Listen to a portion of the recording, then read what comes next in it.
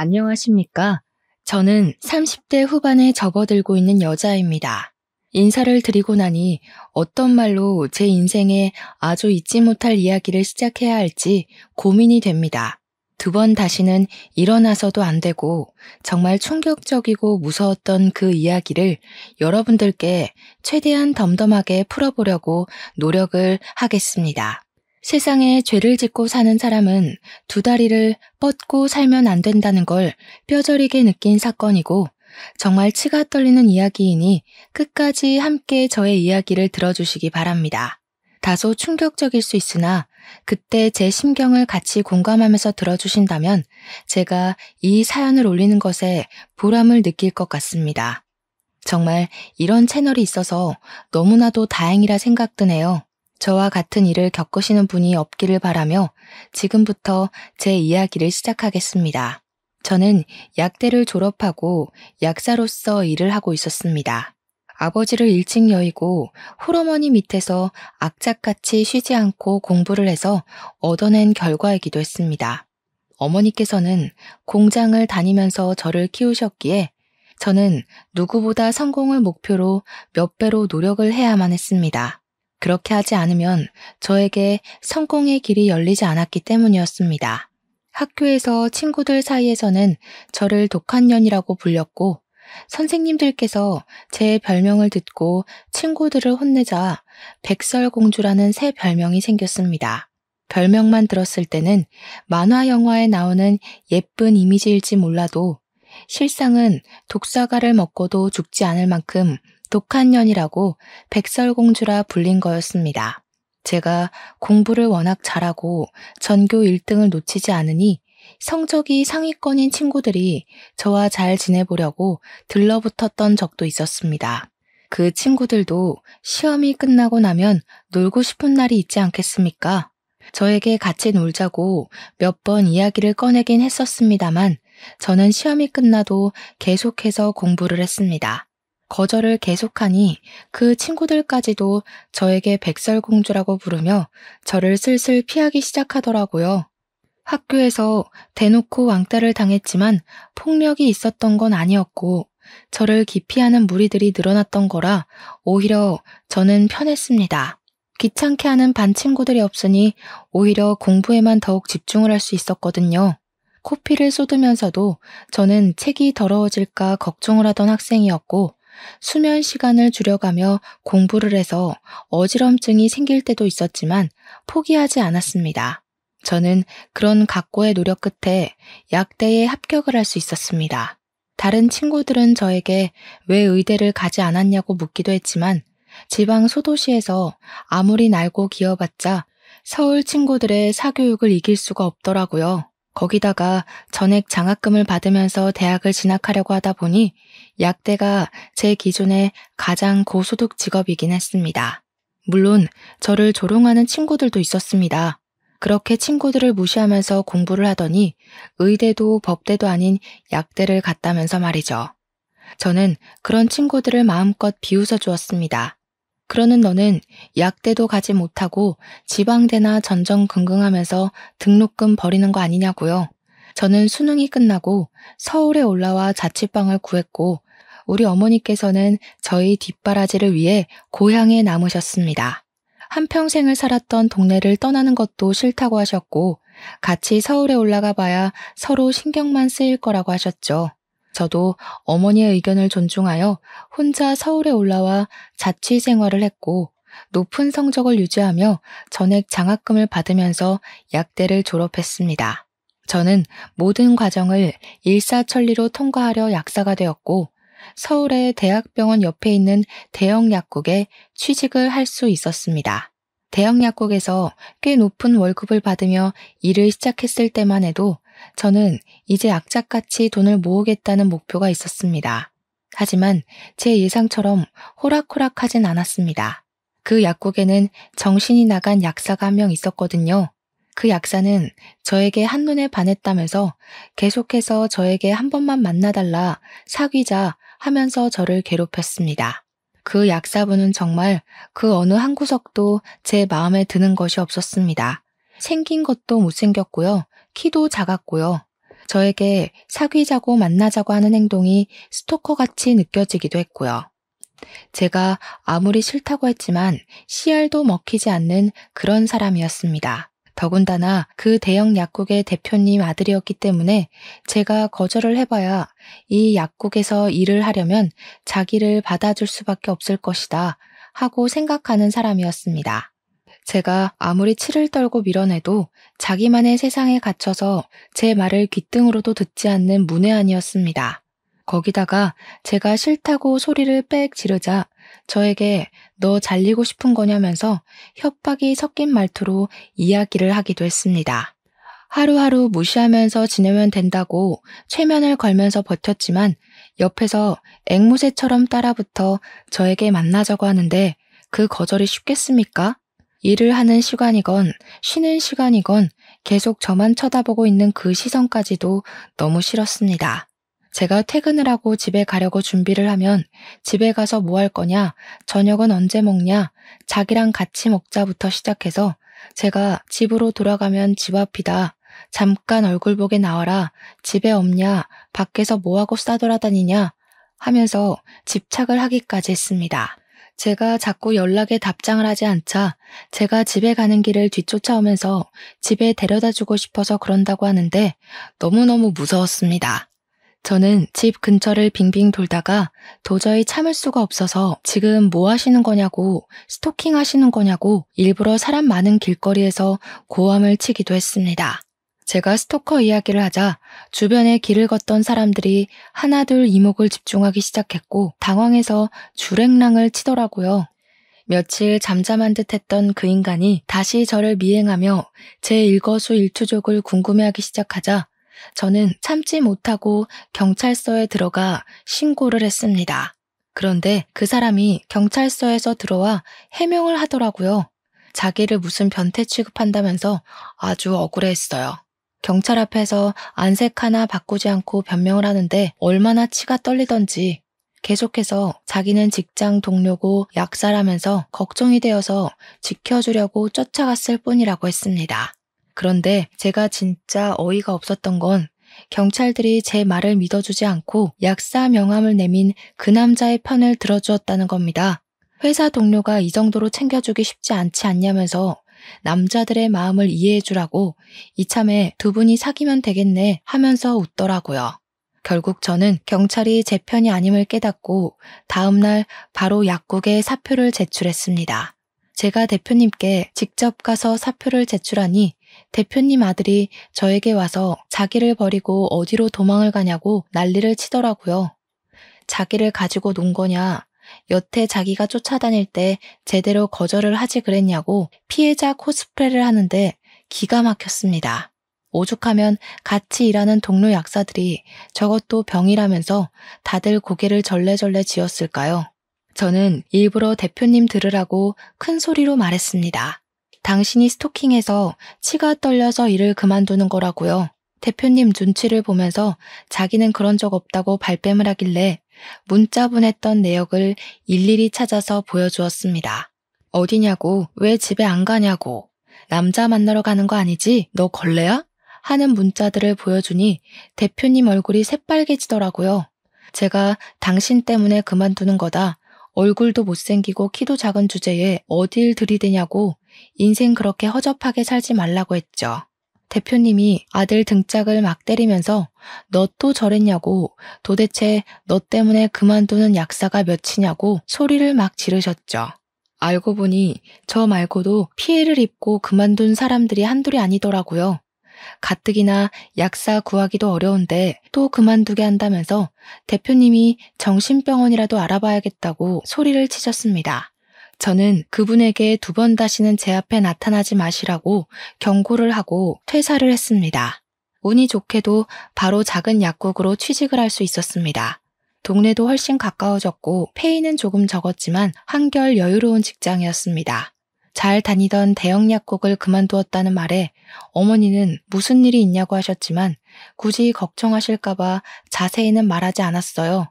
근데 여기서 일이 끝나지 않고 제가 취직한 새 약국까지 찾아와서 스토킹 짓을 하는 게 아니겠습니까?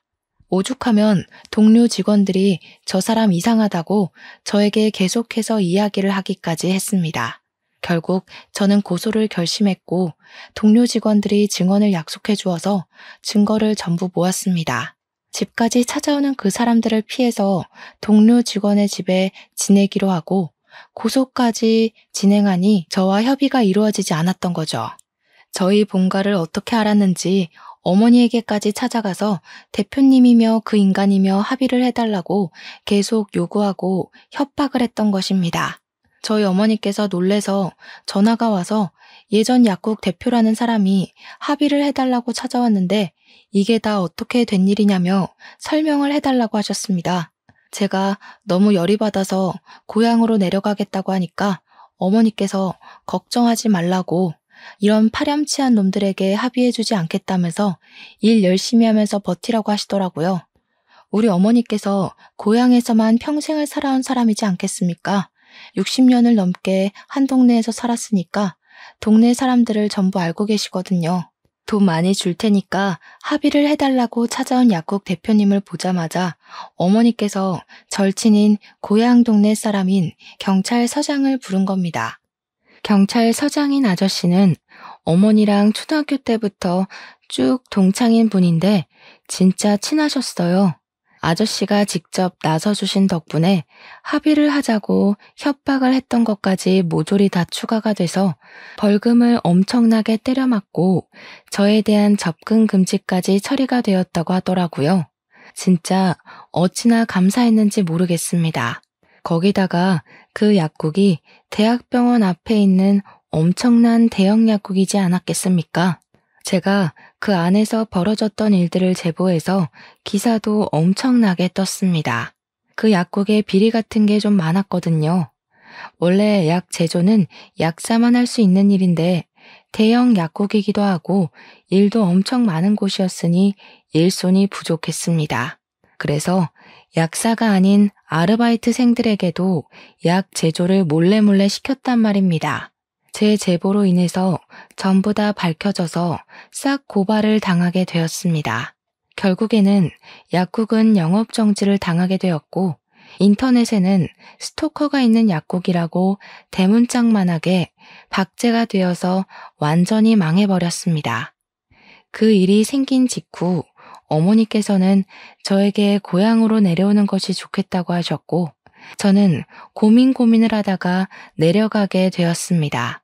고향이 확실히 시골이라서 그런지 확실히 일을 할 만한 약국이 존재하지 않았습니다. 다들 약사분 혼자서 운영을 해도 충분한 수준이었거든요. 그래서 한 3개월 정도를 어머니께서 해주신 밥 먹고 등 따시게 딩가딩가 놀면서 지내다가 서울로 다시 가야겠다고 선언을 했습니다. 아직 월세집 정리도 안 됐고 여기는 일할 곳이 없다고 했더니 어머니께서 안 그래도 이곳저곳 알아봤는데 서울로 가는 게 좋겠다고 하셨습니다. 대신 무슨 일이 생기면 숨기지 말고 꼭 이야기를 해달라고 하셔서 약속까지 꼭꼭 걸고 서울에 오게 되었습니다. 다시 올라온 후부터 약국을 알아보다가 상당히 뜬금없는 곳에 있는 약국에서 구인 공고가 났고 그곳에서 일을 하게 되었습니다. 보통의 약국은 아파트 대단지 앞에 있거나 병원 근처에 즐비하고 있는데 이곳은 공장 같은 회사 건물 앞에 떡하니 있었습니다. 주위에 병원이 있는 것도 아니었고요. 그래서 장사가 되나?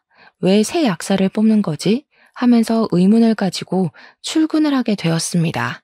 큰 공장 같은 곳 앞에 있었는데 이 약국이 장사가 잘 되고 사람을 왜 새로 뽑아야 하는지 알겠더라고요.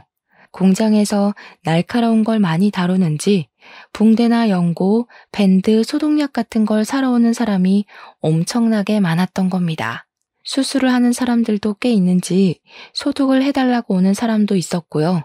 장사가 꽤 되기도 하고 간간히 처방전을 들고 오는 사람들도 있어서 그럭저럭 일거리가 있었습니다. 신기하다 싶었죠 뭐. 월급이 적긴 했지만 그만큼 일이 밀리지도 않고 딱 좋았습니다. 그곳에서 적응을 하고 약국일을 보다가 알게 된 손님이 한 분 있었는데 하루는 그 손님이 손을 심하게 다쳐서 방문을 했습니다.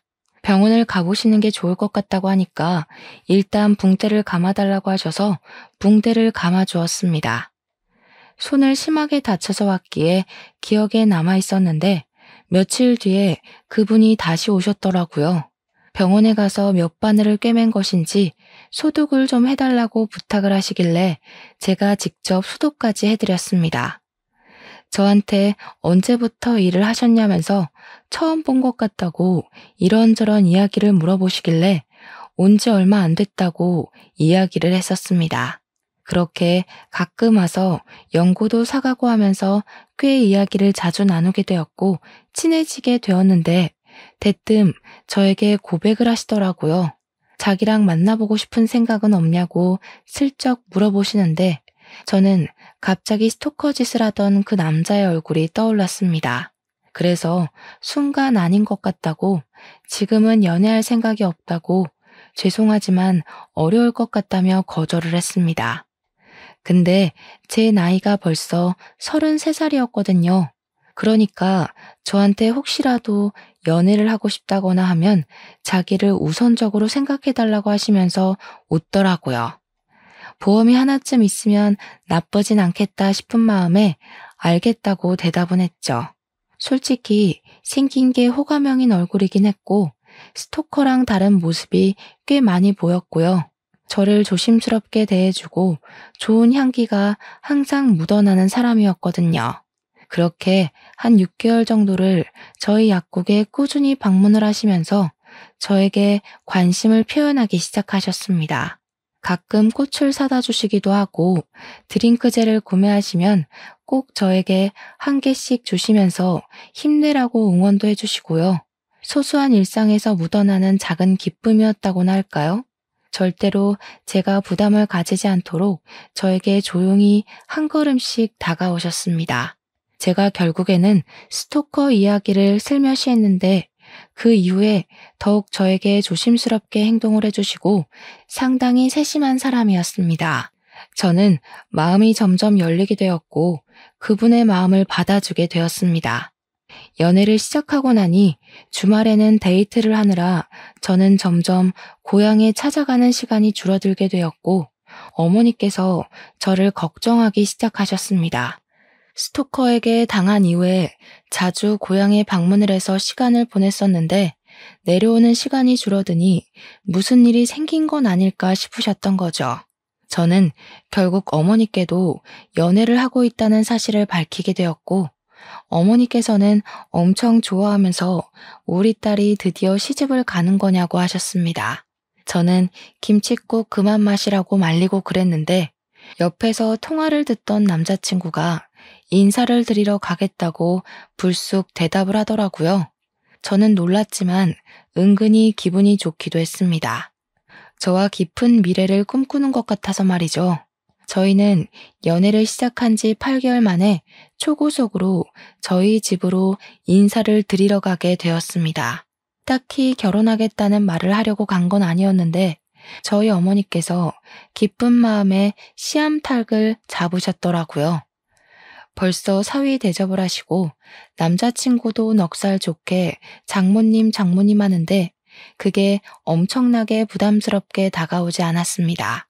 보기에도 괜찮고 우리 어머니께서도 너무 좋아하셨고요. 거기다가 큰아들 생긴 기분이라고 저한테 꽉 잡으라고 하시더라고요. 그래, 이런 분위기라면 평생을 함께 살아도 부족함이 없겠다 하는 생각이 들었습니다. 저도 남자친구에게 용기를 내서 어머님, 아버님을 뵙고 싶다고 이야기를 하니까 남자친구가 겸연쩍게 이야기를 하더라고요. 자기는 부모님이 계시지 않다고요. 그래서 저희 어머니께 본인 부모님에게 해드리지 못한 효도까지 전부 쏟아붓고 싶다고 이야기를 했습니다.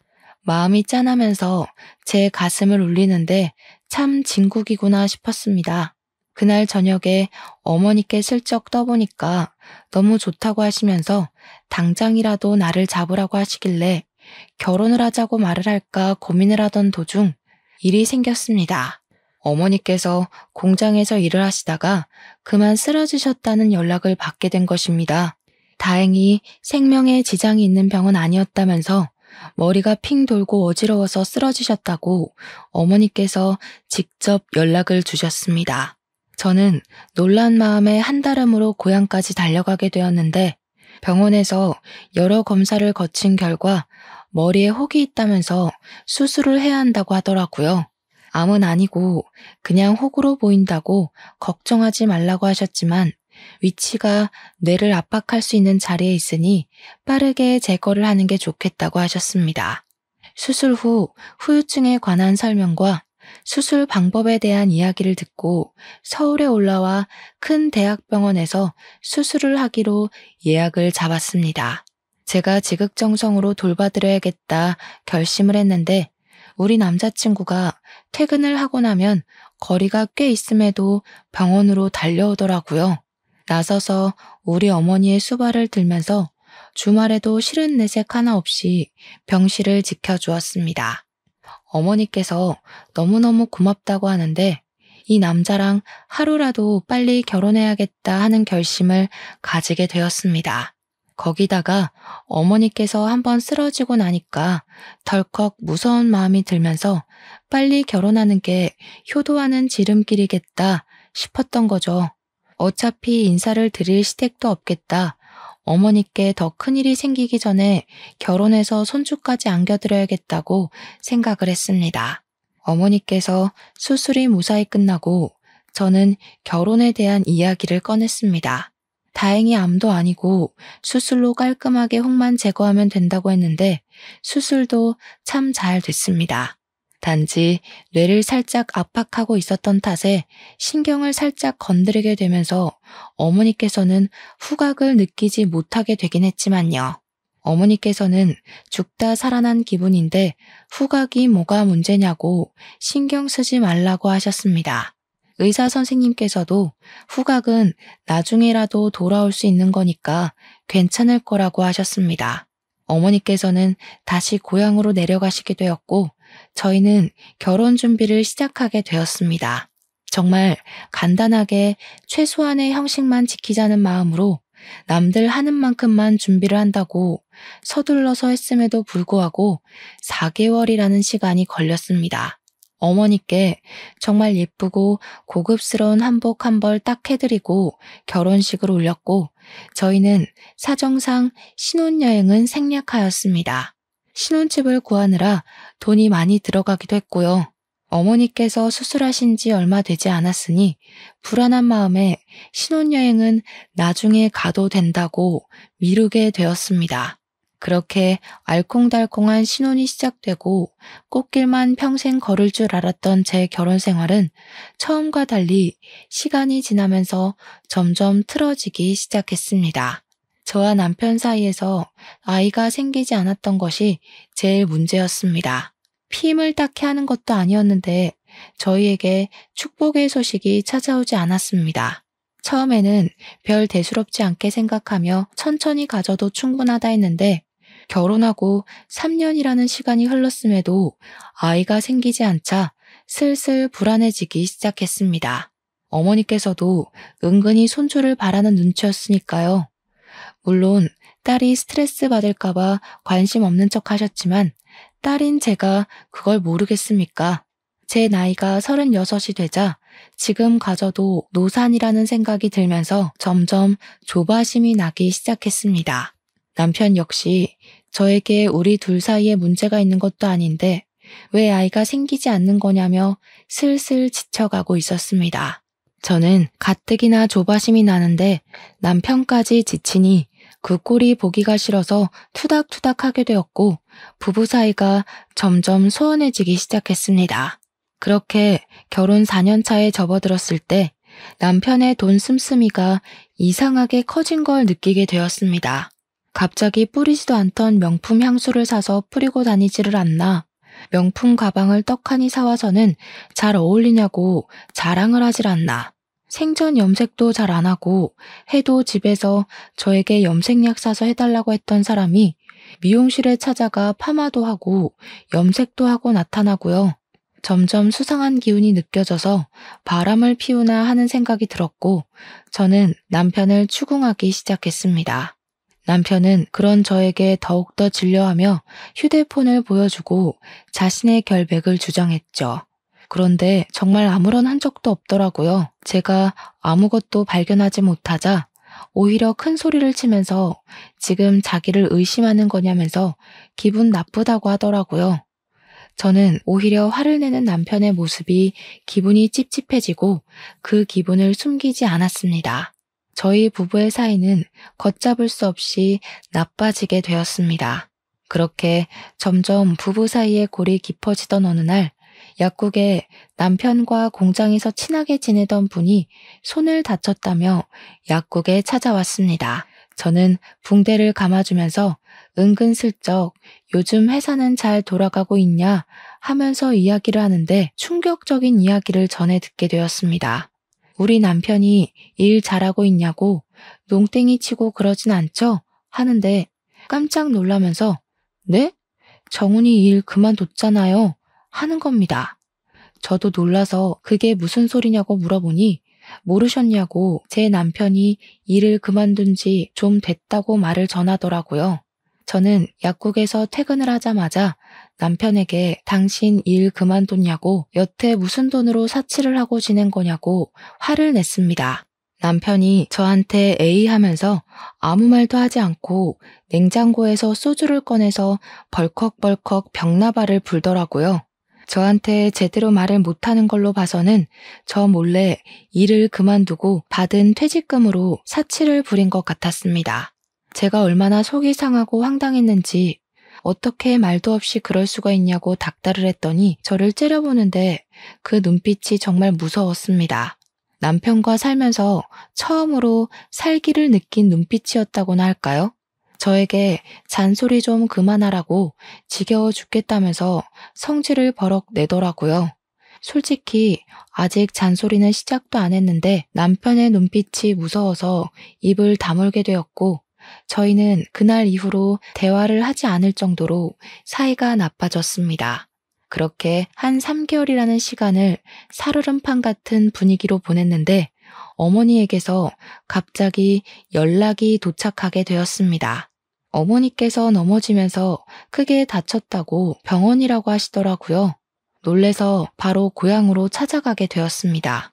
어머니께서는 고사리를 딴다고 산에 가셨다가 산비탈에서 발을 헛디뎌 고꾸라지시면서 뼈와 근육을 심하게 다친 상태였습니다.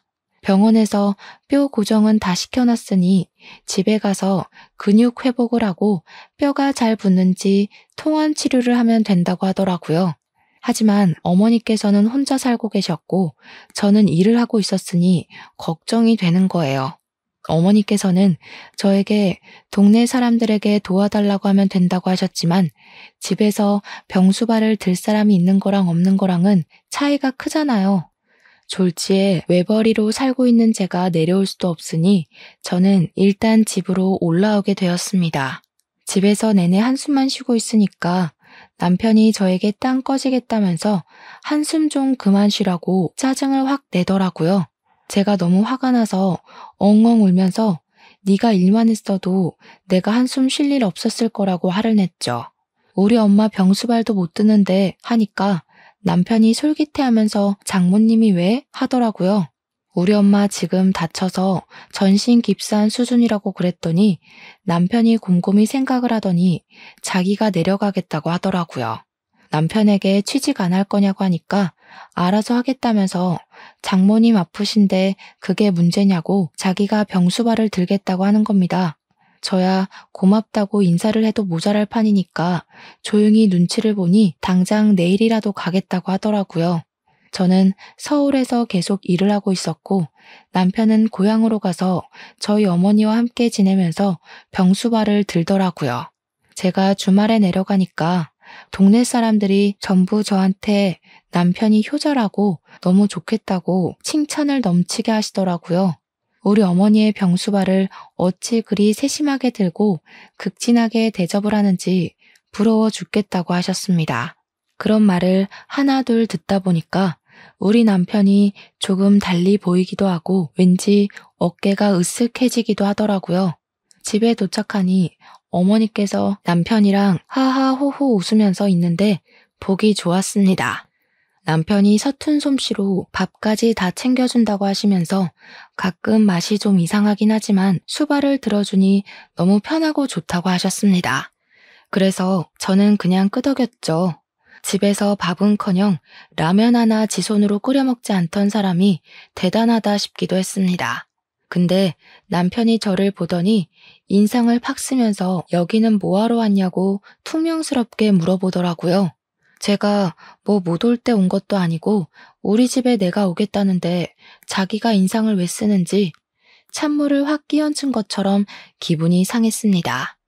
주말이라 하루 자고 가려고 왔다니까 남편이 저보고 어머니랑 같이 자라고 하더라고요. 밤에 화장실 왔다 갔다 하실 때 불편해 하신다고 그래서 알겠다고 했는데 어머니께서 저한테 남편이랑 같이 자야지 왜 여기서 자냐고 타박을 하셨습니다. 밤에 화장실 알아서 잘 갈 테니까 남편이 옆에서 자고 가라고 하시더라고요.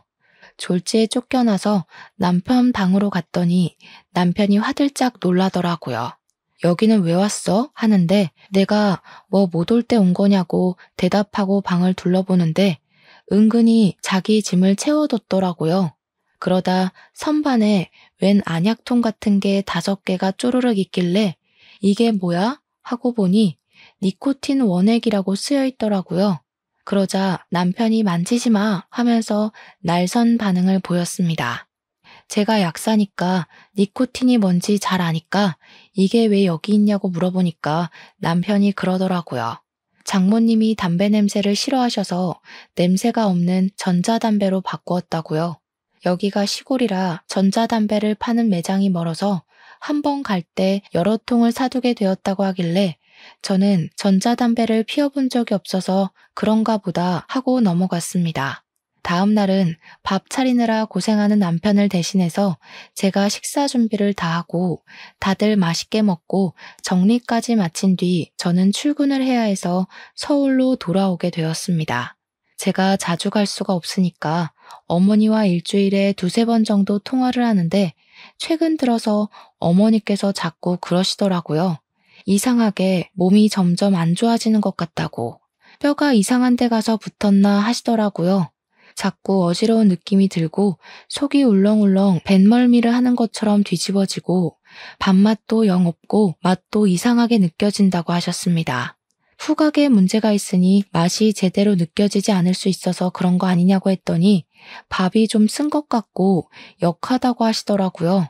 그래서 어머니께 큰 병원에 가서 검사를 한 번 더 받아봐야 하는 거 아니냐고 걱정이 된다고 했더니 그래야 하나 하시더라고요. 전화를 끊고 남편에게 전화를 걸어서 엄마 모시고 동네 병원이라도 가서 피검사 한번 받아봐라 했는데 남편이 한숨을 푹 쉬었어요. 원래 늙으면 다 식욕이 사라지고 속도 불편하고 하는 거라면서 뭘 이런 걸로 검사까지 하냐고 유난인 거라고 하더라고요. 그냥 그런 건가? 하고 있었는데 같이 일을 하던 약사님께서 담배를 좀 피고 오겠다면서 전자담배를 들고 나가시더라고요. 한 10분 뒤에 돌아오신 약사님께 우리 남편도 이런 걸로 바꿨다더라 하면서 전자담배 이야기를 하게 됐습니다. 제가 약사님께 몰랐는데 전자담배에도 니코틴이 많이 들어가더라. 10ml짜리 통을 5개나 들고 있던데? 하면서 이야기를 했죠. 그럴 거면 연초 피는 게 낫지 않나? 하는데 깜짝 놀라시면서 저한테 약사님 요즘 니코틴만 따로 안 팔아요 하더라고요. 그러면서 요즘 그걸로 사람을 죽이니 뭐니 해서 전자담배를 사러 가면 향만 나는 액상에 니코틴을 아예 담아서 준다는 겁니다. 니코틴 원액만 따로 사는 게 불법이라면서 그거 구할 수도 없는 거라고 하더라고요. 그때 갑자기 머리를 띵 맞은 것 같더라고요. 뉴스에서도 자주 나오잖아요. 니코틴 원액만 따로 살 수 없다고 그걸로 살인도 한다고요. 바로 니코틴 원액 투여 증상을 인터넷에 검색을 해봤더니 글쎄 어지럽고 울렁거리고 식욕 부진이 생기고 이런 글이 막 뜨더라고요. 우리 어머니께서 말했던 증상이랑 동일하다는 걸 깨닫고 순간 소름이 쫙 돋더라고요. 제가 창백해진 얼굴로 덜덜 떨고 있으니까 약사님이 제 손을 막 주무르면서 왜 그러시냐고 하더라고요.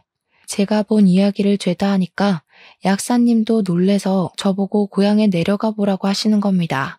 한 3일 정도 휴가를 쓰게 해주시겠다고 집안일부터 해결하고 오라고 하시길래 냉큼 고향으로 내려갔습니다. 가기 전에 일부러 니코틴 해독에 좋다는 복숭아를 잔뜩 사서 내려갔더니 남편이 고향집에 도착한 제 얼굴을 보고 인상을 팍 쓰더라고요. 아무렇지 않은 척 "엄마 복숭아 사왔어" 하면서 남편을 밀치고 들어가니까 고작 복숭아를 주러 여기까지 온 거냐고 묻더라고요. 갑자기 약국에 일이 생겨서 문을 닫았다고 태연하게 거짓말을 하고 복숭아 좀 먹으라고 니코틴 해독에 좋다고 하니 남편이 정색을 하더라고요. 장모님 속도 쓰리다고 하시는데 무슨 복숭아를 사오냐고요. 저는 잠시 남편이 배 아프다고 화장실에 간 사이에 남편 방에서 니코틴 원액을 찾았습니다. 그게 약간 갈색빛이 나길래 저는 미리 전자담배 파는 곳에서 똑같은 니코틴 용액 케이스만 따로 구매해서 그 안에 간장을 채워넣고 색을 비슷하게 만들어서 바꿔치기를 했습니다. 얼핏 보기에는 니코틴 원액과 차이점이 보이지 않아서 원래 니코틴 원액은 제가 따로 챙겨두고는 태연하게 거실 소파에 앉아 있었습니다. 아무렇지 않은 척 시간을 보내다가 저녁 먹을 때쯤 돼서 저는 입맛이 없다는 핑계를 대고는 남편이 하는 짓을 힐끔힐끔 쳐다보았습니다. 남편은 제가 내일 출근 때문에 밤늦게 서울로 출발할 거라고 했더니 "그래?" 하면서 안색이 밝아지더라고요. 어찌나 소름이 끼치던지.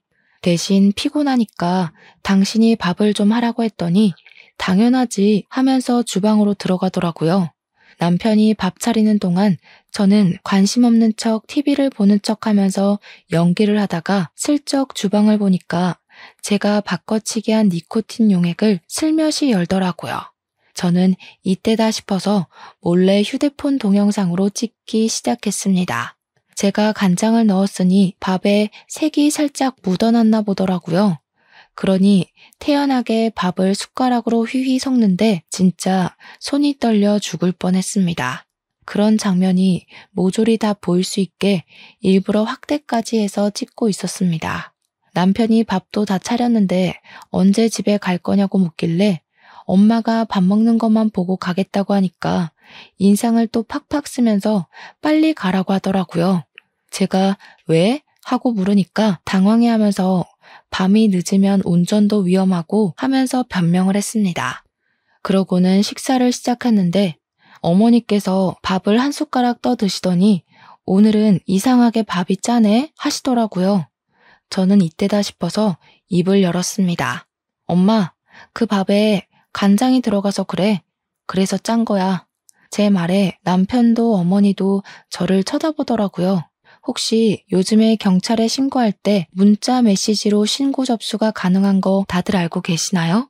제가 미리 경찰에 신고를 해두어서 경찰이 출동을 한 상태였거든요. 때마침 근처에서 사이렌이 울리길래 현관문을 열어주었습니다. 경찰이 범죄 신고를 받고 왔다고 집에 들이닥치는데 제가 남편을 가리켰습니다. 저희 남편이 우리 엄마 밥에 니코틴을 섞고 있었습니다. 제 말에 남편이 화들짝 놀라면서 무슨 소리를 하는 거냐고, 억울하다고, 정신병자냐고 소리를 치더라고요.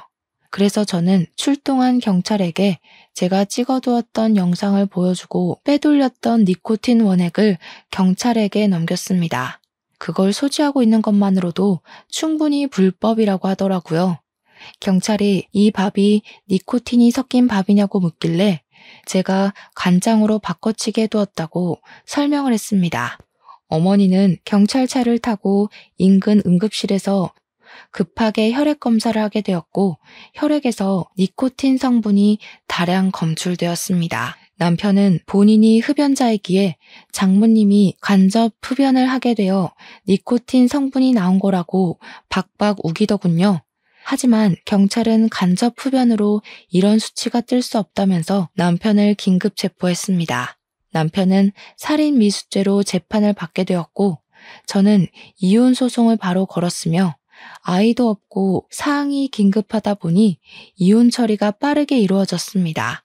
당연히 저에게 위자료를 지급하라는 판결이 나왔고 구치소에 소감이 된 남편을 찾아가서 퇴직금을 내놓으라고 했습니다. 그러니 남편이 피식 웃으면서 자기가 돈이 하나도 없다고 하는 겁니다. 몇 년 동안 거기서 일을 했는데 퇴직금은 다 어디다가 쓴 거야? 나 퇴직한 게 아니라 잘린 거야. 권고사직. 돈 한 푼도 없어. 재판 도중에 알게 된 사실인데 살인을 하려는 동기가 사망보험금 때문이었다고 하더군요. 저도 모르는 사이에 수익자를 남편 이름으로 해서 사망보험을 무려 5개나 가입을 했다고 하더라고요. 전 회사에서 잘린 이유도 몇 년간 횡령을 했고 그게 걸려서 잘린 것이었습니다. 횡령한 금액을 배상해야 하는 상황이 놓인 상태에서 이런 짓을 저지른 거죠. 횡령한 돈을 전부 그동안 지 치장을 하고 명품을 사는데 사용했기에 갚을 돈이 없었던 겁니다. 결국 우리 어머니를 죽여서 받을 보상금을 노리고 있었던 것이었습니다.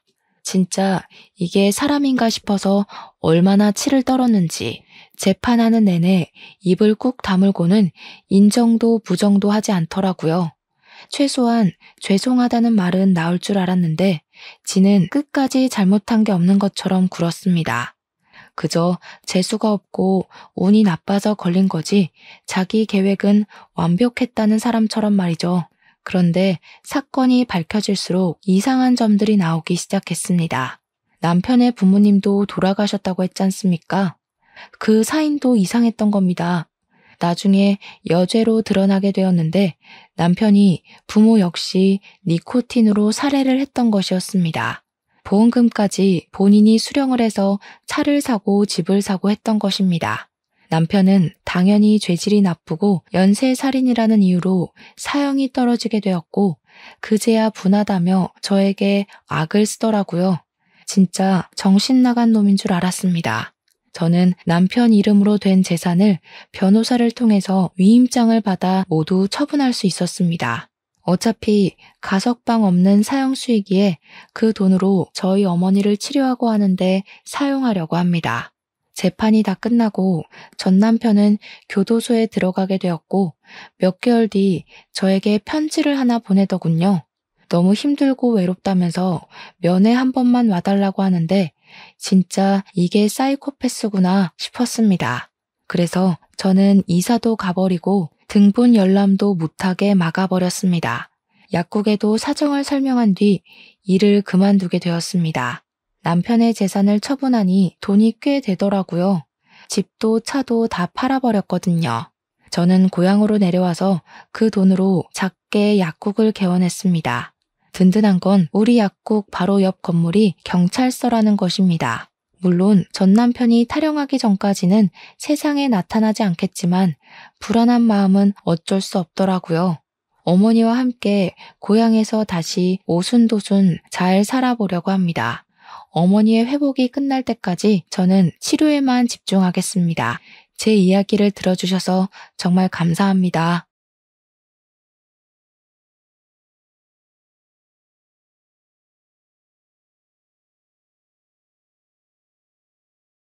안녕하세요. 저는 30대이자 어린 딸 하나 있는 이혼녀입니다. 과거보다 이혼율이 높아지고 있는 요즘 각기 다른 사연들을 볼 때면 제 이혼은 그나마 평범한 편인 건가 하는 위안을 받아요. 그럼에도 이 세상에서 아프지 않은 이혼은 하나도 없겠죠. 제 이혼도 그랬습니다. 제게는 이혼을 하는 것이 훨씬 득될 게 많은 방향이었기에 최선의 결정을 내린 거지만 그 결정을 내리기까지 마음고생 많이 했어요. 당연히 흔한 고부 갈등도 있었고 남편과의 문제도 있었죠. 흔할 것 같으면서도 한편으론 기적 같기도 했던 제 사연을 지금부터 들려드리겠습니다. 평범하게 자라서 평범하게 살 줄 알았던 제가 드라마에서나 보던 돈 많은 집에 시집을 가게 되면서 인생이 달라지기 시작했어요. 원래 저랑 남편은 학원 강사랑 학생 사이로 만났습니다. 제가 영어 강사고 남편이 당시 토익을 준비하는 학생이었어요. 남편은 저랑 동갑이었는데 우리 학생들 중에서도 남편이 다소 나이가 있는 편에 속해 있어서 저는 더 좋게 보았습니다. 뒤늦은 나이에도 본인의 커리어에 도전하는 남편에게 용기를 주고 싶기도 했었어요.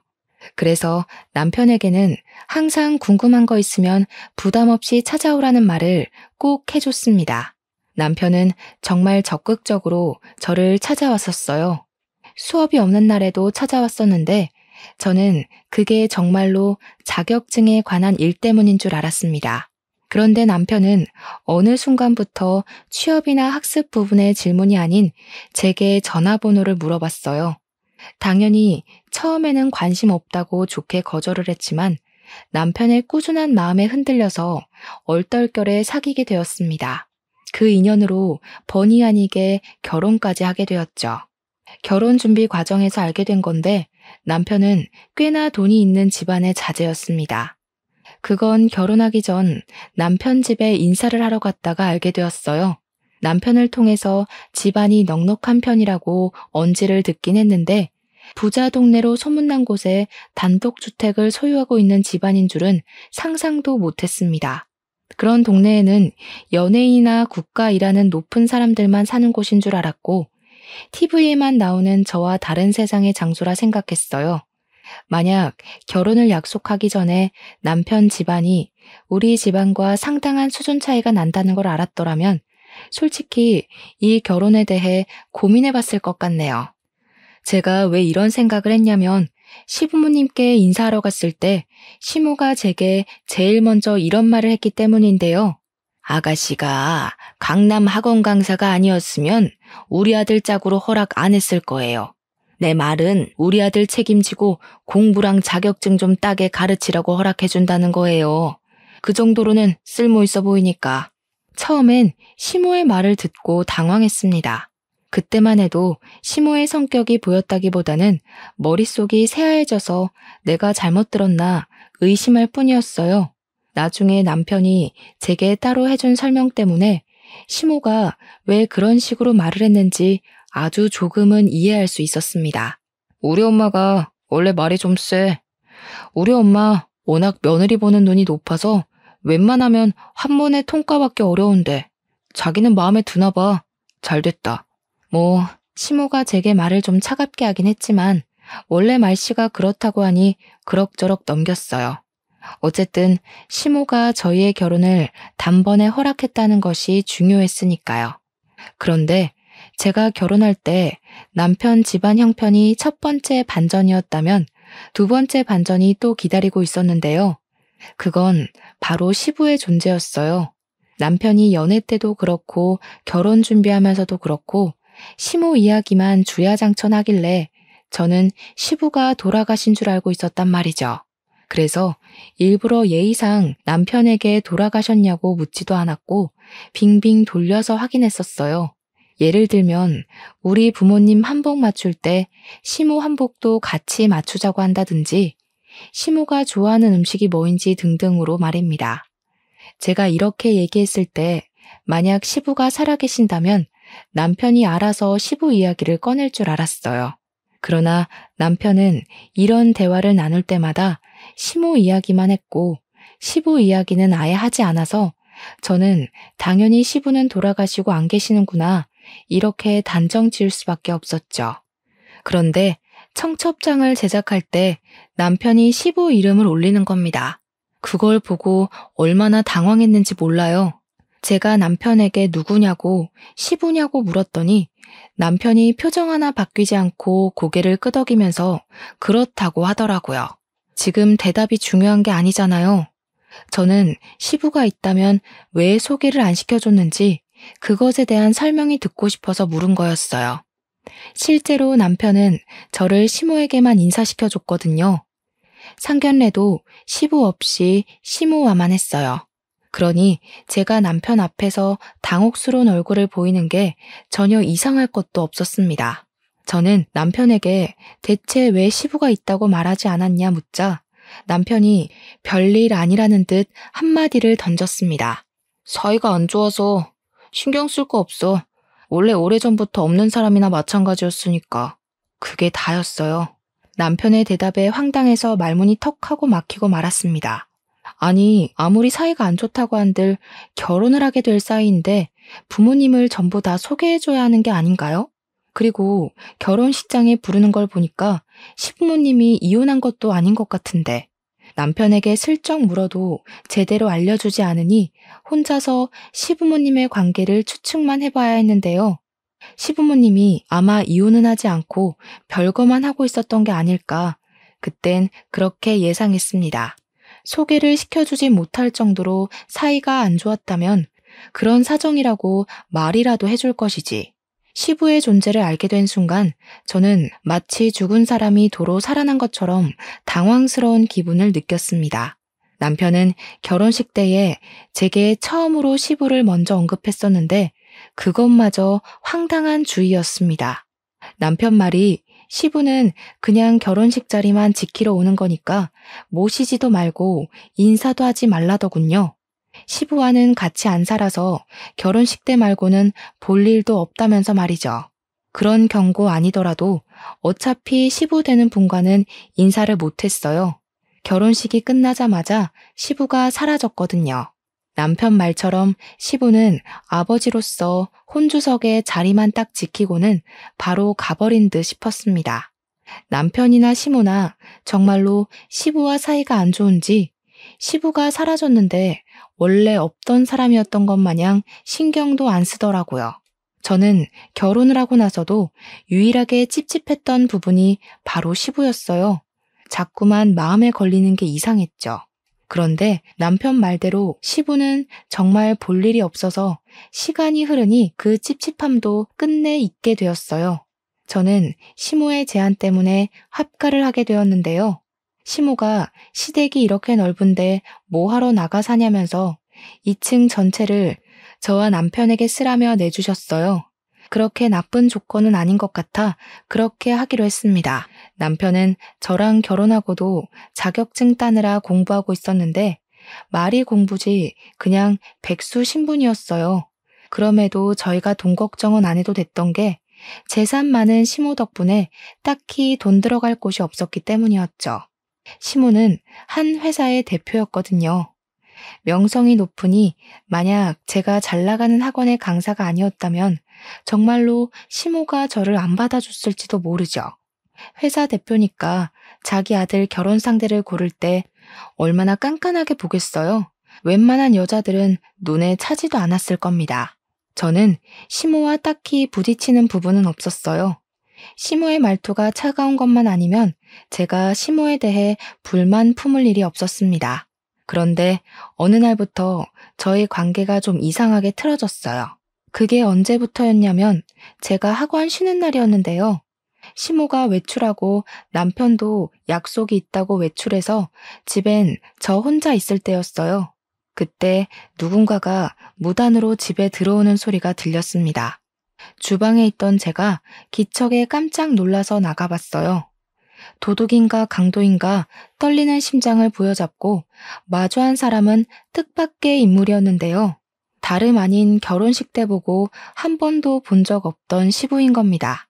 시부를 다시 만나게 된 건 제가 남편과 결혼한 지 4개월이 되던 해였습니다. 아, 세아가 있었니? 집에 아무도 없지? 내가 뭐 좀 찾을 게 있어서 들렸다. 나 신경 쓰지 말고 볼일 봐라. 시부는 얼떨떨한 저를 두고 어딘가로 향했는데 그곳은 시모가 쓰고 있는 안방이었어요. 저는 거실에 덩그러니 서서 시부가 나오길 기다렸습니다. 한참 있다가 시부가 안방에서 나왔는데 들어올 때는 없던 짐가방을 메고는 금세 나가버리셨어요. 그 싱거웠던 순간이 시부와의 2번째 만남이었습니다. 시부와 3번째 만남까지는 더 얼마 안 걸렸어요. 시부가 집에 왔다 간 지 몇 시간이 지나지 않아서 시부한테 전화가 왔는데요. 전화를 받았더니 시부가 제 학원을 알아서 명함을 보곤 연락하게 됐다더군요. 세아가 내가 부탁할 게 있는데 조금 전에 집에 들렀다가 작은 가방 하나를 흘린 것 같거든. 혹시 집에 사람들 들어온 게 아니면 좀 갖다 줄 수 있을까? 주소 보내줄게. 저는 시부가 알려준 대로 집 어딘가에 있을 작은 가방을 찾아봤는데 안방 바로 앞에 떨어져 있더라고요. 시부에게 알겠다고 말씀드리고 전화를 끊었습니다. 그 가방을 열어보진 않고 시부가 기다릴까봐 얼른 겉옷만 챙겨서 시부가 알려준 주소로 갔어요. 그런데 도착한 곳이 좀 의외였습니다. 제 눈앞에 웬 컨테이너 박스 하나만 덜렁 있더라고요. 그 앞에서 시부가 고물 같은 걸 조립하고 있었는데 순간 이게 이해 안 되는 모습이라서 당황했습니다. 물론 시부가 집에 찾아왔을 때도 부자인 시모와 상반되는 복장이라 조금 의아했었어요. 근데 그건 그냥 복장만 그렇다고 생각했지 시부의 현재 형편마저 어려울 줄은 그때 처음 알았습니다. 저는 당황한 마음을 숨긴 채 시부에게 별다른 건 묻지 않고 가방만 건넸어요. 시부는 그런 저에게 고맙다고 웃으면서 시간 괜찮으면 커피 한 잔하고 가겠냐고 물어보는데 어쩐지 그런 시부의 모습이 쓸쓸해 보여서 냉큼 그러겠다고 수락했네요. 제일 궁금한 집안 이야기는 시부가 꺼내지 않는 이상 제가 먼저 할 수가 없어서 그저 시부의 관심사인 고물 조립하는 이야기만 잔뜩 나누고는 집으로 돌아왔습니다. 그 잠깐 나갔다 온 사이에 시모랑 남편이 어느새 먼저 집에 와 있더라고요. 근데 분위기가 심상치 않아 보였어요. 아직 겉옷도 벗지 않고 다녀왔다는 인사도 못했는데 남편이 제 앞을 가로막았습니다. 그리곤 어딜 다녀왔냐고 날카롭게 묻길래 왜 이러나 싶었죠. 시부를 만나고 왔다는 사실을 숨기는 게 더 이상할 것 같아 솔직하게 말했더니 내가 아빠 만나지 말랬잖아. 우리 집에서 아빠 상종도 안 하고 있는 거 모르겠어? 경고해줬는데 왜 뜬금없이 안 하던 짓을 해? 남편이 다짜고짜 성질을 내더라고요. 갑작스러운 남편의 태도에 당황스러워서 입을 다물고 있는데 이제는 시모가 제게 오더니 저를 차갑게 노려보았습니다. 너 경고다. 한 번만 더 그 양반 만나면 내 집에서 퇴출당할 줄 알아라. 어디서 집안일에 쓸데없이 끼어들려고 해. 2번 기회는 없다. 알겠니? 시모와 남편은 왜 이렇게도 시부를 멀리해야 하는지 이유도 알려주지 않고 무작정 가까이 하지 말라고만 했어요. 제가 남편에게 물어봐도 남편이 제게 하는 말이라고는 제가 알 바 아니라고만 하면서 시모처럼 또 시부를 만난다면 가만두지 않을 거라고 성질만 내서 더는 물어볼 수도 없었죠. 하지만 저는 아무래도 이 호화로운 집을 두고 시부가 그런 고물이나 조립하면서 사는 게 마음에 걸렸어요. 원래 사람은 초라한 것에 더한 동정을 느낀다고 하잖아요. 무슨 이유인지는 모르겠지만 이유를 모르기 때문에 그저 시부가 너무 불쌍하기만 했던 것 같아요. 그래서 저는 시모와 남편 몰래 시부에게 혹시 필요한 게 있다면 문자해달라고 연락했습니다. 그리고 며칠 뒤 시부에게 문자가 왔는데 혹시 돈을 좀 빌려줄 수 있냐고 하더라고요. 제가 학원에 있을 때 온 연락이라 그 문자를 보고는 바로 시부에게 전화를 걸었죠. 네, 그럼요. 급하신 거면 당연히 빌려드려야죠. 얼마나 필요하신데요? 아유, 고맙다. 내가 꼭 갚을게. 한 500만 원이면 충분할 것 같거든. 조만간 쓸 데가 생길 것 같은데 내가 지금 대출이 안 돼서. 저는 당연히 된다고 하고는 시부에게 계좌번호가 있으면 불러달라고 했어요. 제가 시부에게 이렇게나 마음이 쓰였던 건 가족들에게 미움을 받는 모습이 안타까워서도 있지만 한편으론 어릴 적 가난하게 살다가 돌아가신 아빠 생각이 나서였죠.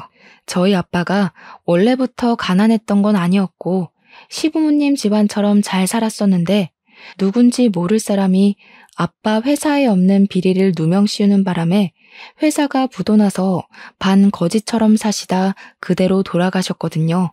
그 당시에 엄마가 진짜 힘들어 했었는데 엄마도 제가 있어서 겨우 버텼다고 하셨죠.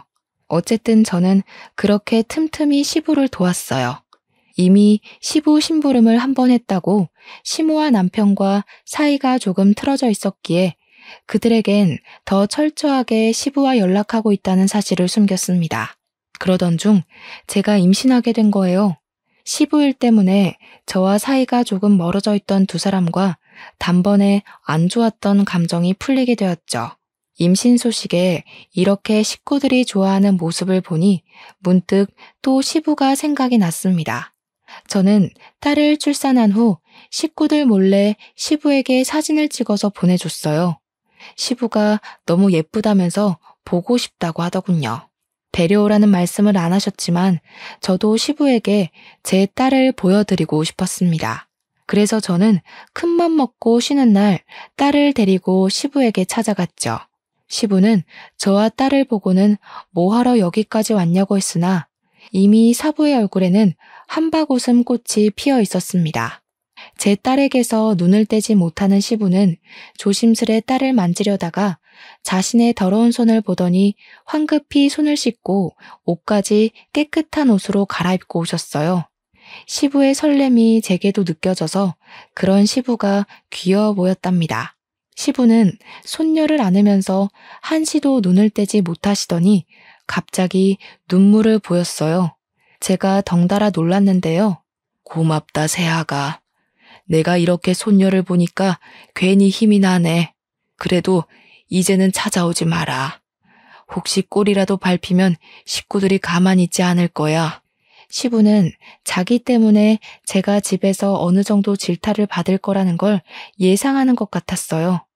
저는 그제야 시부에게 대체 무슨 일이 있는 거냐고 물어봤지만 시부는 나중에 다 알려주겠다고만 했습니다. 결국 저는 또 이 가족 간의 심각한 문제를 알지 못한 채 귀가해야 했어요. 그런데 문제는 지금 당장의 제 처지였습니다. 저는 집에 들어서자마자 소금 폭탄을 맞게 되었죠. 제가 딸을 안고 있었는데 딸에게도 소금이 들이부어져 깜짝 놀랐어요. 제 눈 따가운 건 느낄 새도 없이 얼른 딸을 살피기 바빴죠. 건방진년이 하지 말라는 짓을 자꾸 하네. 내가 지난번에 너무 시시하게 넘겼지? 나 분명 말했다. 2번 기회는 없다고? 무슨 소리 하시는 거예요? 대체 왜 이러시는 건데요? 아무리 감정 상하셔도 그렇지 아기한테까지 소금을 들이부으시면 어떡해요? 사람 경고를 무시했으면 그만한 대가를 맞아야지. 네가 언제 한번 그 양반 더 안 만나나 했다. 너 이 집에서 나가라. 네가 뭘 잘못했는지 알기 전까진 내 집에 들어오지 마. 시모는 제게서 애를 빼앗아갔고 남편은 혼자가 된 저를 그대로 집 밖으로 쫓아내 버렸습니다. 아무래도 시모가 남편에게 제 뒤를 밟으라고 시켜서 그동안 남편이 제 뒤를 밟고 있었던 것 같았어요. 대문 밖으로 쫓겨난 저는 억울해서 문을 두들겼지만 끝내 문은 열리지 않았어요. 결국 저는 대문 앞에서 새벽 내내 벌벌 떨다가 아침이 되어서 집으로 들어갈 수 있었습니다. 그것도 시모가 출근해야 하니까 문이 열리는 덕에 들어갈 수 있었죠. 그날로 저는 남편과 각방을 썼는데요. 정말 소름 돋게도 남편은 시모와 같은 방을 썼습니다. 다 큰 성인 남자가 엄마랑 같은 침대에서 잠을 자다니 좀 징그럽고 소름이 돋더군요.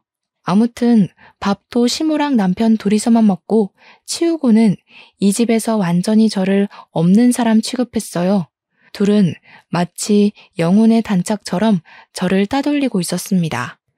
유치한 행동에 어처구니가 없던 저는 남편에게 어떻게 다 큰 성인이 엄마랑 같이 자냐고 따져 물었지만 그럴 때마다 남편이 시모에게 고자질하는 바람에 시모가 제게 와서 다시 따지는 레퍼토리가 계속해서 반복되었어요. 저와 남편의 사이는 멀어질 거리도 없는 줄 알았는데 시모 문제 때문에 그보다 더 멀어지게 됐습니다. 저는 마지막 카드로 남편에게 내가 집을 마련할 테니 분가하자는 말을 던졌어요. 제정신이냐? 내가 수백억 두고 뭐하러 너랑 나가서 살아. 난 죽을 때까지 엄마 못 떠나. 우리 엄마랑 같이 지내는 게 그렇게 못 견디겠으면 차라리 이혼해. 알고 보니 남편은 시모가 가진 재산 때문에 시모 말이면 별도 달도 전부 따다 줄 것처럼 복종적인 사람이었어요. 재산도 어느 정도면 모르겠는데 수백억이라고 하니까 남편이 그 재산을 오로지 받으려고 시부까지 버린 거라고 하더군요. 어떻게 돈 때문에 아버님까지 버릴 수가 있어? 이혼? 말이 쉽다. 이럴 거면 나랑 왜 결혼했니? 평생 엄마 뒷바라지나 하면서 돈이나 받아 처먹을 것이지. 나도 욕구는 풀어야 할 거 아니야. 평범하게 살다 죽을 팔자 구제해줬더니 배딱지가 불렀냐? 왜 갑자기 분가하자고 난리야. 저는 남편의 말에 기가 막혀서 그 자리에서 남편 뺨따기를 날렸습니다. 그런데 재수가 없어도 이렇게 없을 수가 있는지 하필 그 타이밍에 저희 방에 무단 침입한 시모가 제가 남편의 뺨을 치는 걸 보게 되었어요. 시모는 눈알이 튀어나올 듯이 놀라면서 바로 저에게 달려들어 제 머리채를 잡았죠. 이년이 감히 내 귀한 아들을. 이혼 소리 잘 나왔네. 당장 내 집에서 나가. 내가 너 같은 평민을 집에 들이는 게 아니었는데 아주 큰 실수를 했어. 짐 챙겨서 따로 보내줄 테니까 당장 꺼져. 저는 또다시 그들에게서 그대로 쫓겨났습니다. 솔직히 남편과 이혼하면 그만이지만 그 사람들이 제 딸을 빼앗아가서 이대로 돌아설 순 없었어요. 절대 그들이 제 딸을 키우게 두고 볼 순 없었죠. 결국 저는 친정에 가서 며칠을 울며 머물게 되었는데 그러는 동안에도 시댁에서는 계속 이혼 합의서와 협박 문자가 날라왔어요. 문자 내용 중에 빨리 도장 안 찍으면 평생 딸을 보여주지 않겠다는 소리에 결국 울며 겨자 먹기로 도장을 찍으려는데 때마침 시부가 친정을 찾아왔습니다. 좀 당황스러웠어요. 시부랑 저희 친정이랑 이렇게 사적인 만남을 가질 건더기가 없어서 시부의 등장은 무척 뜬금없었습니다. 저는 너무 놀라서 제대로 된 인사를 못 드렸어요. 그저 시부에게 저희 친정집을 어떻게 알고 찾아왔냐고만 물었습니다. 그러더니 친정엄마가 시부를 보고 아는 체를 하면서 대접하는 모습에 더 많이 얼떨떨해졌죠. 뭐야 엄마? 아버님이랑 아는 사이야? 두 분 무슨 사이세요? 엄마가 기회가 안 돼서 말을 못했어. 사실 사돈어른이랑 니네 아빠랑 동창이야. 아빠가 옛날에 회사 했었다고 했지? 그거 사돈어른이랑 동업으로 일군 회사였어. 이때부터 저는 모르는 부모님과 시부모님의 젊은 시절 이야기를 듣게 되었습니다. 아빠랑 시부는 고등학교 동창이었는데 군대도 같이 갔대요. 동반 입대를 한 거죠. 그리곤 같이 지내면서 우스갯소리로 동업하자는 약속을 했었답니다. 말 그대로 농담식으로 주고받은 이야기였는데 둘은 실제로 사회에 나와서 그 꿈을 이뤘고 소규모로 시작해서 각자 결혼할 때쯤엔 중소로 키웠을 만큼 회사 운영을 잘해갔다고 했어요. 여기까지도 이미 제겐 놀라운 사실이었는데 지금부터는 말문이 막힐 만큼 충격적인 전개로 흘러갔어요. 저는 어릴 적 아빠 회사가 부도나서 아빠가 그것 때문에 많이 힘들어해 돌아가신 걸로 알고 있었습니다. 그런데 사실은 그게 아니었대요. 사실은 부도가 난 게 아니라 아빠 혼자 회사에서 쫓겨났던 거라고 합니다. 회사가 커지면서 회사 내에 내부 고발자가 생겼는데 그 사람이 아빠를 콕 집어서 공금 횡령으로 거짓 소문을 퍼뜨렸다고 했습니다.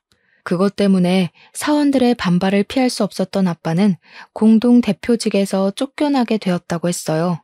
그리고 그 다음 우리 아빠 못지않게 시부가 많이 힘들어했다고 했습니다. 독단 대표가 된 시부는 아빠가 그렇게 쫓겨난 이유를 받아들이지 못했대요. 시부가 누구보다 아빠를 잘 아는 사람이기도 했고 자신보다 아빠의 운영 방식을 더 믿고 고수했기에 그렇게 회사를 소중하게 생각했던 사람이 횡령을 했다는 사실이 말이 안 된다고도 생각했대요. 그래서 시부가 결국 내린 결정은 회사 문을 닫는 거였답니다. 그리고 그때 그걸 못하게 막은 사람이 바로 내부 고발자였다는데요. 그 내부 고발자는 다름 아닌 시모라고 했어요. 시모는 시부를 회사 단독 대표로 만들기 위해서 우리 아빠를 쫓아낼 궁리만 했었던 사람이라고 했습니다. 시부는 그걸 알게 되었지만 너무 늦게 알아서 속수무책 당할 수밖에 없었고 우리 아빠는 그 누명 때문에 징역도 살았었다고 했어요. 시부는 이 모든 사태의 원인이 시모의 짓이란 걸 알고는 사원들에게 면목이 없어서 회사 대표직에서 물러났는데 시모가 아주 뻔뻔하게 그 자리를 꿰차고 들어가서 지금까지 저렇게 잘 먹고 잘 살고 있는 거라고 합니다. 시부가 그런 시모와 아직 이혼하지 않고 있었던 이유는 우리 아빠의 억울함을 풀어주려면 언젠가는 이 혼인관계가 시모의 발목을 붙잡을 유일한 찬스일지 모른다고 생각해서 유지하고 있는 셈이라고 하셨어요. 저는 부모님과 시부모님과의 관계성을 대충 다 들었는데도 여전히 혼란스러웠어요. 뭐가 어떻게 되었든 결국 우리 아빠가 죽은 건 시모라는 사실이잖아요. 저는 그럼 저희 아빠를 죽인 사람의 아들과 결혼을 한 거 아닙니까? 결국은 죽은 아빠에게 죄를 짓고 있었다는 생각이 물밀듯이 들었고 제게 이런 감정을 만들어준 시모와 남편에게 금세 짜증이 밀려왔습니다. 그때 아무 말도 못하고 있는 제 앞으로 시부가 작은 가방 하나를 내밀었어요. 그 가방은 지난날 시부가 제게 부탁해서 가져다 달라고 했던 그 가방이었죠. 네가 열어보길 바랬는데 네 아빠처럼 야무지고 착해서 그런가 확인을 안 해봤더구나. 한번 열어봐봐. 안 싸돈보다는 너한테 주는 게 맞는 것 같아서 내내 갖고 있었어. 시부 말로는 그날 이 작은 가방을 일부러 떨어뜨리고 왔다고 했어요. 제가 그 가방을 열어보길 바라면서요. 이게 왜 내 것이라고 말을 하는지 여전히 시부의 말이 이해되지 않아서 저는 바로 가방을 열어보았습니다. 안에는 오래된 캠코더 하나가 들어있었어요. 그 캠코더를 들고서 시부에게 이게 뭐냐고 물어보니까 시부는 대답 대신 캠코더를 틀어주었습니다. 그 캠코더엔 아기 때의 제 모습부터 아빠와 함께했던 추억들이 담겨있는 영상이 들어있었어요. 솔직히 말하면 아빠는 제가 초등학생일 때 돌아가셔서 기억이 흐릿했거든요. 아빠가 한 번씩 생각날 때마다 어떻게 아빠 얼굴을 떠올려야 하는지도 점점 잊어가고 있었는데 이 생동감 넘치는 캠코더 영상 덕분에 아빠를 다시 생생하게 기억할 수 있어서 좋았습니다. 그렇게 그 영상을 보면서 아빠가 제게 어떤 사람이었는지 추억할 수 있었는데요. 추억에 빠져있기도 잠시 마지막 순서의 영상이 다른 영상들과 다르게 결이 좀 달랐습니다. 자세히 보니까 그건 우리 가족의 영상이 아닌 아빠 회사가 담긴 영상이더라고요. 아빠는 회사에서 캠코더를 재생시키곤 제게 보여줄 회사 사무실 영상을 찍으려고 했던 것 같았어요. 그러다 누군가가 아빠를 찾아왔고 캠코더를 만지던 아빠가 미처 녹화를 끄지 못해서 찍혔던 영상인 듯 보였죠. 아빠를 찾아와 영상을 방해한 사람은 젊은 여성이었습니다. 처음엔 누군지 바로 알아보질 못했어요. 그런데 날카롭고 차가운 목소리가 흘러나오자마자 그 여자가 바로 젊은 시절의 시모구나 라는 걸 알아챘습니다. 분명 내가 순순히 나가라고 했죠. 험한 꼴 당하고 싶어서 버티는 거예요? 나 한다면 하는 사람이에요. 이미 여기 회사 어떻게 돌아가는지 내부 사항도 잘 알고요. 용석이한테 다 얘기하기 전에 그만하시죠. 여기 제 회사기도 하거든요. 아무리 재수 씨라도 무슨 권한으로 나가라 마라 하십니까? 점점 도가 지나치는데 자꾸 이러면 친구 와이프고 뭐고 출입 금지 시킬 거예요. 역시 말이 안 통하시네. 그런 마인드로 무슨 사업을 한다고? 우리 신랑한테 고자질할 수 있으면 해보세요. 그 전에 이 회사에 버티고 있을지는 모르겠지만 그쪽 와이프랑 어린 딸 하나 있다고 했죠? 이제부터 그쪽 때문에 손가락 빨고 살게 될 거예요. 집안 가장이면 자존심을 택하기 전에 가족들 처지를 먼저 살폈어야지. 시모는 시부와 결혼하고 얼마 안 돼서 시부 몰래 아빠를 이런 식으로 계속 협박하고 있었던 거였어요. 하지만 협박에도 아빠가 물러나지 않자 시모가 결국 일을 꾸몄고 아빠에게 공금 횡령 죄목을 아주 크게 씌워서 구치소로 보내버렸던 거죠. 당연히 그 사실을 알지 못했던 우리 집은 아빠가 무너지자 함께 초박살이 나버렸고 엄마가 힘들게 잡일하면서 저를 먹여 키우셨다고 합니다. 개 중에 시모는 저희가 살던 동네에서도 지내지 못하게 하려고 사람을 사들여서 저희 엄마 홀로 있는 곳을 깽판 쳐놓기도 했다고 했어요. 엄마는 깡패들에게 이길 힘이 없어 결국 이사를 하게 되었고, 어린 저를 데리고는 겨울에 춥고 여름에 더운 생활을 하면서 지냈다고 합니다. 엄마는 아빠가 출소하고 나오기만을 손꼽아 기다리셨는데, 아빠는 가족들이 개만도 못한 집에서 개만도 못한 밥을 먹고 사는 걸 보고는 죄책감을 엄청 많이 느꼈다고 했습니다. 우리 집이 그렇게 망한 것이 다 자신 때문이라는 자책을 이기지 못하고 출소한 지 얼마 안 돼서 스스로 생을 마감했다더군요. 아빠의 죽음은 엄마를 무너뜨렸지만 아빠가 죽고 나서 나온 사망보험금은 좌절스럽게도 저희를 숨쉬게 해주었어요. 엄마는 차마 아빠의 목숨값을 함부로 쓸 수 없었으나 사람들이 먹다 버린 음식을 몰래 주워 먹으려는 제 모습을 보고서 마음을 다잡고 죽을 힘을 다해 가세를 일으켰다고 했습니다. 그 말을 듣는데 대체 시모가 우리 집안에 무슨 짓을 한 건지 정말 소름이 끼치더라고요. 이건 직접 손에 피만 안 본 거지 저희 식구를 몰살한 거나 다름없다고 생각했습니다. 시부도 처음엔 우리 아빠가 진짜 공금 횡령이라도 한 줄 알았었대요. 그런데 나중에 시모가 본인 입으로 전부 말해줘서 그때 이 모든 게 누구 짓인지 알았답니다. 시부는 모든 걸 바로잡으려고 했으나 아빠가 시모의 계략 때문에 현생을 떠났다는 소식을 듣는 바람에 차마 엄마와 저를 찾아올 면목이 없어서 세상을 배회하기만 하고 살았대요. 한 번도 네 아빠를 잊은 적이 없는데 솔직히 가끔은 더 이상 세상 시끄럽게 하지 말고 이대로 살다가 너희 아빠에게 용서하러 가볼까 그런 생각도 했었다. 그런데 갑자기 내 아들이 결혼을 한다고 찾아왔더라. 아들이 청첩장을 던져주면서 혼주성만 지키고 바로 가라더라고. 내가 사돈댁에 괜한 소리 할까봐 걱정이 됐겠지. 자기 아들에게 그런 식으로 청첩장을 받는 것이 치욕스러웠으나 시부가 다시 마음을 단단히 먹게 된 이유는 그 청첩장 때문이었다고 했습니다.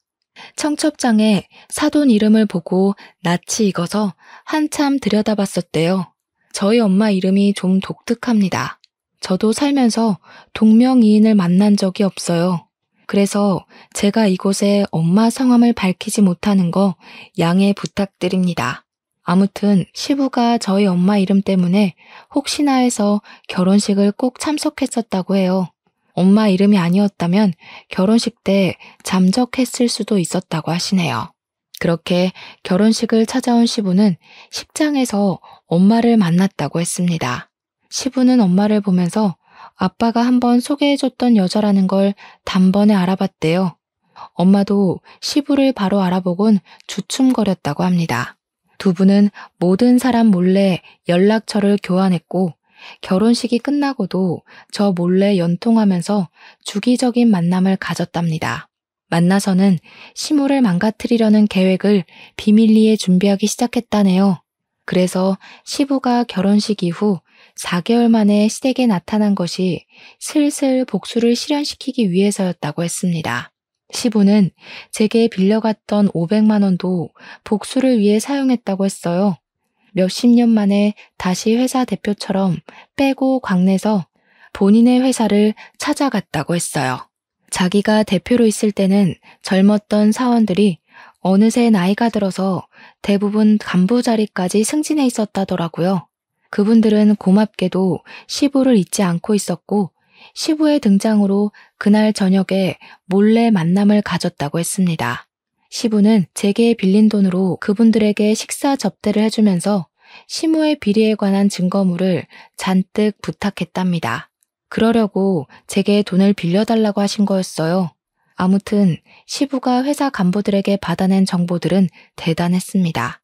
아빠는 억울하게 누명을 썼지만 시모는 진짜 공금 횡령을 하고 있었거든요.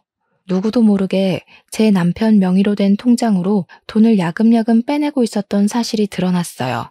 그뿐만이 아니라 간부 직원들이 시모의 성과를 버티기 어려웠는지 시모의 횡포를 추가로 고발해주는 덕에 시모를 고소하기 위한 증거를 모으기는 식은 죽 먹기였다고 했습니다.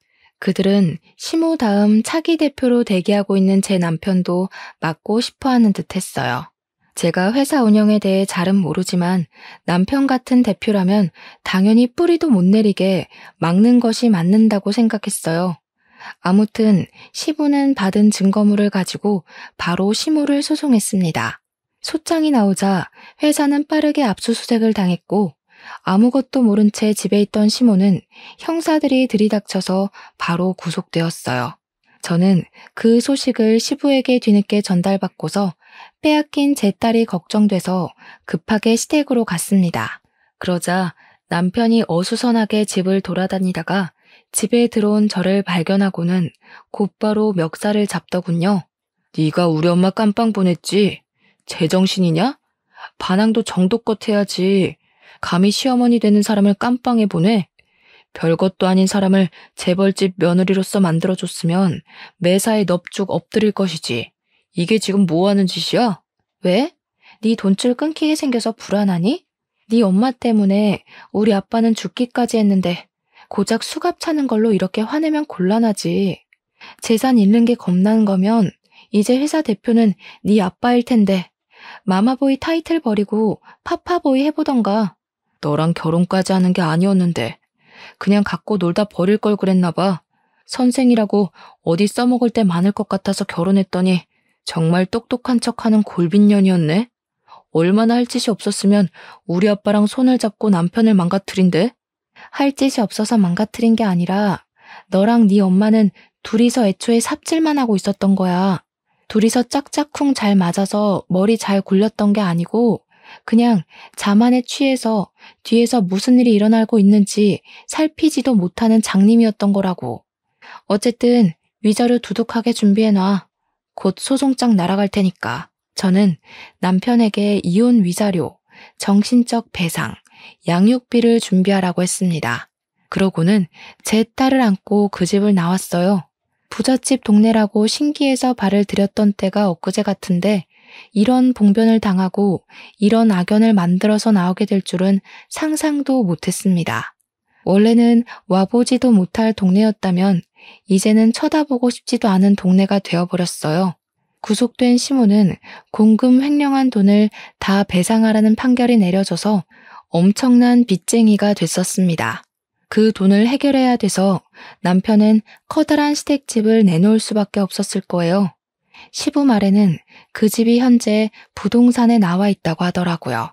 그리고 시모가 빠지자 공석이 된 회사 대표 자리에는 다시 시부가 들어갔습니다.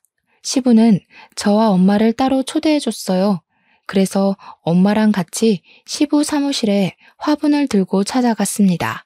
시부 사무실 안에는 아빠랑 같이 회사를 키우면서 수상했던 각종 상이나 해외 출장 사진 등이 걸려 있었어요. 그리고 시부 탁자에도 아빠랑 시부가 나란히 사무실 책상에 앉아서 웃고 사진이 작은 액자로 세워져 있었습니다. 문득 너무 감사했어요. 아빠가 정말 좋은 친구분을 두셨구나 생각하면서 그게 너무 다행이라고 생각했고 저도 누군가에게 또 누군가와 이런 친구 관계를 맺었으면 좋겠다고 동경스럽게 보기도 했습니다. 시부와 엄마는 서로 과거 얘기를 하면서 감사했다, 미안했다 같은 얘기를 한참 나누고 있었습니다.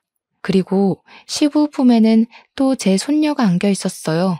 이제야 1살을 넘긴 제 딸은 시부가 미리 사놓은 애착 인형이 마음에 드는지 시부 품에서 얌전히 그것만 조물락거리고 있었습니다.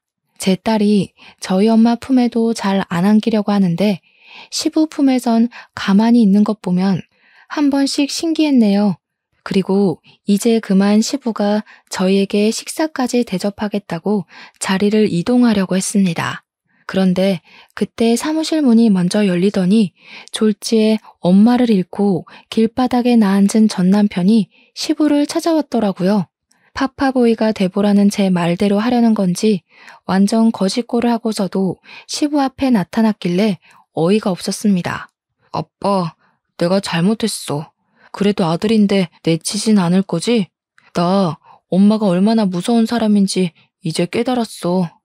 엄마처럼 살면 결국 그 꼴 난다는 거 아빠한테 똑똑히 배웠다고. 이제 어떻게 살아야 될지 알 것 같아. 아빠, 나 좀 받아줘. 그래도 내가 아빠한테 하나밖에 없는 핏줄이잖아. 남편은 최대한 불쌍하게 행동하면서 시부에게 사정했습니다. 그러자 시부가 제 딸을 다시 제게 넘겨주었어요. 그러고는 제 딸이 못 보게 얼굴을 가려달라고 하더니 손에 들고 있던 믹스커피를 전 남편 얼굴에 냅다 뿌려버렸습니다. 내가 죽어서도 네 앞으로 남길 재산 같은 건 없으니까 썩 꺼져라. 너까지 깜빵에서 젊은 세월 낭비하고 싶으냐? 요즘 젊은이들이 얼마나 치열하게 살고 있는지 세상 기어다니면서 배우기나 해. 그저 부모 밑에서 편하게 먹고 살 궁리만 하는 기생충 같으니라고. 당장 내 사무실에서 나가. 시부는 무릎을 꿇고 싹싹 비는 전 남편을 보고도 냉랭했고 사람까지 불러서 전 남편을 회사 밖으로 내쫓았습니다. 그게 전 남편과의 마지막 모습입니다. 그 뒤로 사무실에 덩그러니 남겨진 저희에게 시부가 다소 파격적인 제안을 해왔어요. 나중에 천천히 얘기하려고 했는데 이왕 돈 얘기 나온 거 지금 하겠다고 하면서 갑자기 엄마에게 우리 아빠의 억울한 죽음에 대한 배상을 하고 싶다며 거액을 제안하는 겁니다. 전에 제게 빌린 500만 원도 갚고 싶다면서요.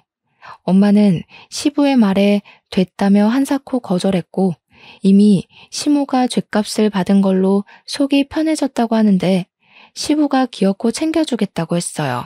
이 회사 저 혼자 일으킨 거 아닙니다. 잘 아시잖아요. 안사돈께서 받아주셔야 저도 하늘 위에 있는 제 친구 놈 볼낯이 있죠. 부담 느끼지 마시고 남편 퇴직금이 이제야 나오는 거라고 생각해 주세요. 엄마는 시부의 진심에 크게 흔들려서 결국 그 거액을 받았습니다. 저희는 시부에게 감사해서 한참 고개를 숙였어요. 그런 시부 덕분에 엄마와 저는 환상 속에서나 있던 부자들만 사는 동네에서 살게 되었는데요. 시댁이 있던 동네는 아니고요. 저희는 주택 말고 아파트로 갔어요.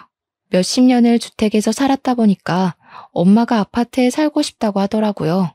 지금 엄마는 너무 예쁘고 큰 집에서 매일 아침 설레는 마음으로 눈을 뜨십니다. 평수가 얼마나 넓냐면 딸이 실내에서 움직이는 전동차를 타고 놀 정도예요. 저도 그런 집은 처음 살아봐서 기분은 좋더라고요. 그리고 가끔 시부가 손녀를 보러 집으로 놀러 오곤 하는데 빈손으로 오셔도 된다니까 올 때마다 꼭 선물을 들고 오세요. 손녀 선물이 한 70% 차지하고요. 30%는 저 엄마의 선물이네요. 시부는 우리 아빠를 생각해서라도 자신이 목숨이 다하는 날까지 저희 가족을 책임져 주겠다고 했는데 그게 시부에게 살아갈 의지가 되는 것 같아서 적극적으로 거부하진 못했어요. 이제는 죄송하단 말보다 감사하단 말을 더 많이 하면서 살고 있답니다. 제 사연은 여기까지예요. 흔한 이혼 소재였지만 그래도 제게는 살아생전 중 가장 큰 풍파였습니다. 이제는 한동안 꽃길만 걸었으면 좋겠네요. 청취자분들도 아픈 일 훌훌 털어버리시고 꽃길 걸으면서 행복하시길 바랍니다.